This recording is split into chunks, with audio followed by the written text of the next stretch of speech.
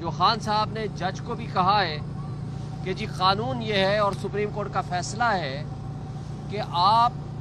Routine میں وہ cases چلائیں گے، جو پہلے کیس ٹیک اپ ہوا ہوگا وہ پہلے چلائیں گے، جو بعد والا کیس ہے وہ بعد میں چلائیں گے۔ اور آپ کو پتہ ہے کہ یوسف رضا گیلانی، نواز شریف اور آصف علی زرداری کے خلاف ریفرنسز فائل ہوئے تھے، جو قانون کی تبدیلی کے بعد اب آٹومیٹیکلی یہاں ایف آئی اے کے کورٹ میں چلنے چاہیے۔ تو جج صاحب سے سوال کیا کہ جو 10 سال پرانے کیسز ہیں ان کو تو آپ ٹیک اپ نہیں کر رہے، اور آپ نے میرے خلاف کیسز کو فاسٹ ٹریک پہ چڑھا دیا ہے۔ ہمیں کوئی اعتراض نہیں ہے، ہم کیسز کو ڈیفینڈ کریں گے، لیکن آپ ذرا یہ بھی دیکھ لیں کہ جو قانون کے مطابق گاڑیاں نہیں لے سکتے تھے انہوں نے نہ صرف گاڑیاں لیں، قانون کو توڑا، اور اس میں نواز شریف کی بی ایم ڈبلیو جو کہ بلٹ پروف گاڑی تھی 6 لاکھ میں اس نے لیے، وہ جرم جو ساری دنیا کی آنکھوں کے سامنے کیا ہے، آپ اس کے خلاف پوری ریاست بھی خاموش ہے، پوری پراسیکیوشن بھی خاموش ہے، پوری ایف آئی اے کی عدالتیں بھی خاموش ہیں، ایف آئی اے اور نیب بھی خاموش ہے۔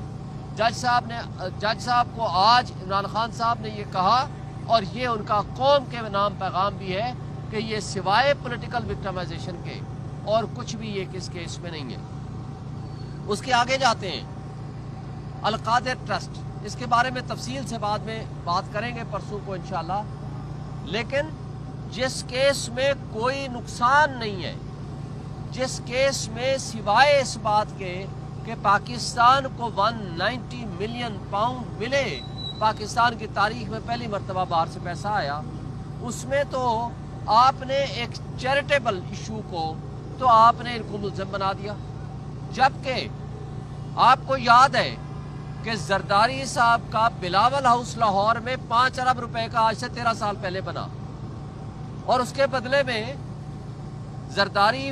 کی سندھ گورنمنٹ نے وہاں ملک ریاض کو کراچی میں زمینیں دیں، جس کو سپریم کورٹ نے نوٹس لیا۔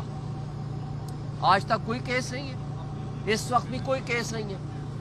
پھر یہ جو این سی اے کے ساتھ معاہدہ ہے، حسن نواز نے ملک ریاض کو 9 ارب روپے کی پراپرٹی لندن میں 18 ارب روپے میں بیچی، یہ ہے اصل ایشو۔ یعنی وہ 9 ارب کی رشوت لی، جس کو این سی اے نے کہا کہ یہ سسپیشس ٹرانزیکشن ہے۔ اب اس 18 ارب میں سے اس کے اوپر تو آپ نے کوئی ایکشن نہیں لیا آج تک، نہ کوئی مقدمہ بنا، نہ اس کے اوپر ایکشن ہوا، نہ نیب بھی خاموش، ایف آئی اے بھی خاموش، ہماری ریاستی ادارے بھی خاموش۔ اس کے ساتھ گندم سکینڈل، ابھی آپ کے سامنے $1 بلین کی وہ فراڈ ہوا، اس کے بارے میں کوئی رپورٹ آج تک سامنے نہیں آئی۔ لیکن جب ریاستی ادارے، جب ریاست ہی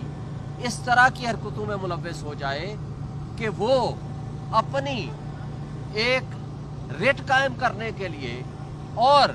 جو آنیسٹ لوگ ہیں ان کے خلاف ایکشن لینے کے لیے اس طرح کی حرکتیں کرے گی، تو لوگوں کا مسٹرسٹ ہوگا، اس ذریعے سے پھر انویسٹمنٹ نہیں آتی۔ اور اس سے آگے جو خان صاحب نے خود کہا کہ آج 2 بڑے معزز جج صاحبان، آپ کو پتہ ہے کہ راولپنڈی کا جج اعجاز آصف صاحب، اس کو ایس ڈی بنا دیا کیونکہ وہ انڈیپینڈنٹ فیصلے کر رہا تھا۔ اسی طرح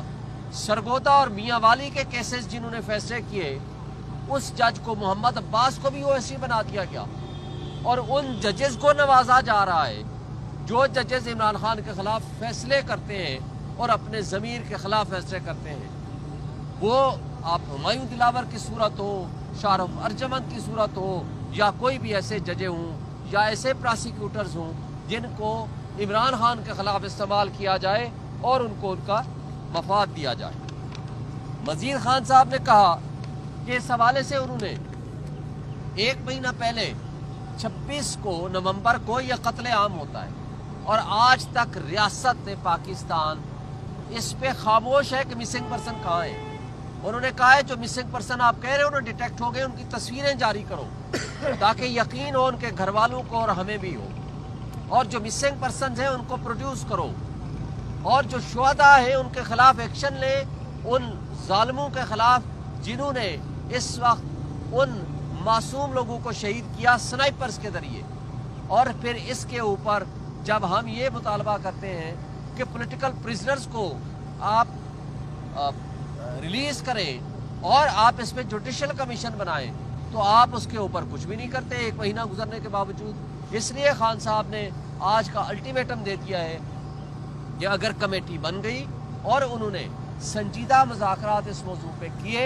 تو یہ کال جو سول ڈس اوبیڈینس کی ہے وہ کال آف ہو جائے گی، ادروائز انہوں نے جو اوورسیز ہیں ان سے وہ مطالبہ کر دیا ہے کہ اپنے وہ ریمیٹنس نہ بھیجیں۔ اور اسی حوالے سے خان صاحب نے جو فردر فرمایا ہے وہ بھی میں آپ کو کہہ دوں کہ دیکھیں، انہوں نے